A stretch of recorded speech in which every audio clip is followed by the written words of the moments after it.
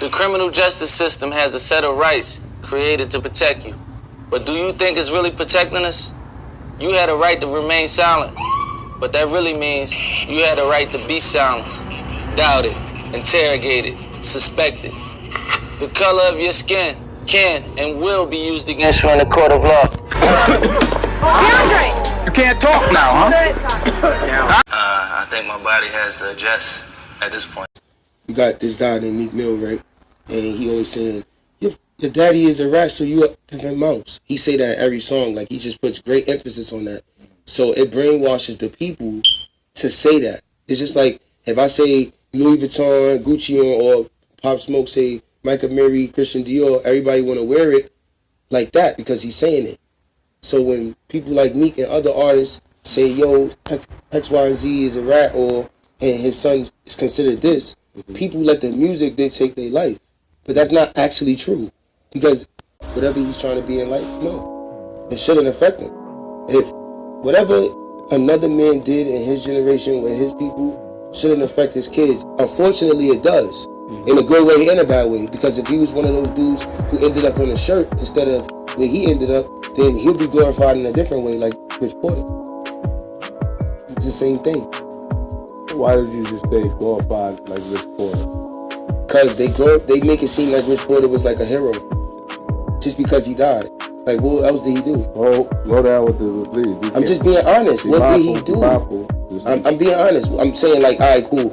A legend. I don't know what he... Look, a legend is Michael Jackson. A legend to me is Michael Jordan. A legend to me is Mike Tyson. Not somebody who does what we do every day. You take care of your family, and you can get victimized at a vulnerable state too. That make you a legend? Tell me something else legendary. Tell me something legendary. I can tell you something legendary. Everybody in the game still dressed like him.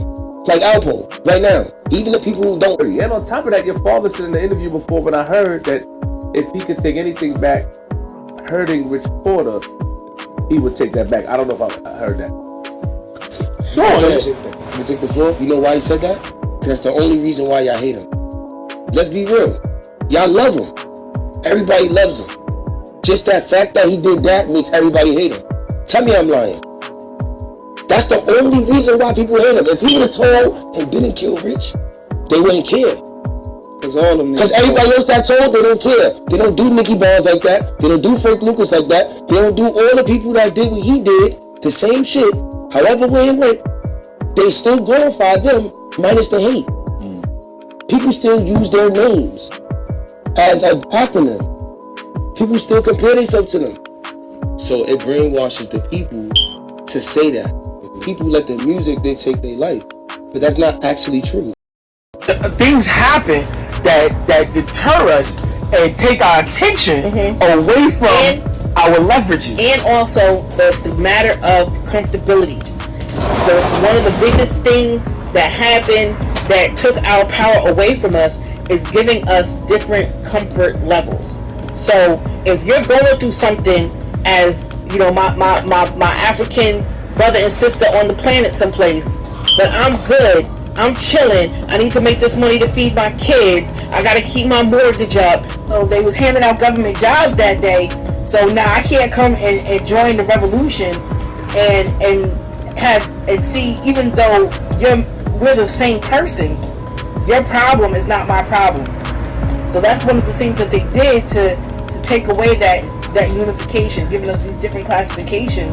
Even though I'm gonna say this one thing about that, as long as we're still in a system where we are depending on someone else for food, shelter, clothing, for monetary gain, someone else that controls that, who doesn't have our best interest at heart, then I can never be a part of the revolution, because I'm always going to be worrying about where my food, shelter, clothing, and economic stability is coming from. First of all, you talk about divide and conquer. You talk about a caste system created divide and conquer. That's a heavy jewel from I'm Gonna Get You Sucker, when they was talking about, we marched down 50,000 strong on the state capitol building. On the state capitol, but they was hiring that day. And brothers left for government jobs. And that's why, and that's the same psychological, that's the same tactic that they use in the prisons. Right. In the prisons, you have somebody that's sentenced to 50 to life, somebody that got 12 years, somebody that got 5 months, somebody that got 3 years, somebody that got 2 weeks, and they all in the same situation. And the way that the person that got 50 years want to handle a situation is definitely different than the one that got a year. He's not handling the same way. No, he's trying to go home. We gotta stop all the goofiness. It's goofy to be up on here pretending. Man, God, look at these guys. They're pretending. They're phonies. They're putting on a show and they want to be rappers. And they want attention. And they want to wear Giuseppe's and live the Hollywood lifestyle. No. I'm tired of that. Haven't y'all had enough of that? Haven't you had enough of being a dark-skinned brother on the stage with white paint on your face, white gloves and red lipstick with a big giant grin, wearing a tuxedo, dancing? It's not funny for the people that's laughing. That's our history here in America. And we're still doing it even in consciousness. Brothers out here trying to sell their prayer package. Brothers out here talking about they got 19 keys to your personal success. All you gotta do is pay me by the hour. It's called poverty pimping, people. It has to stop.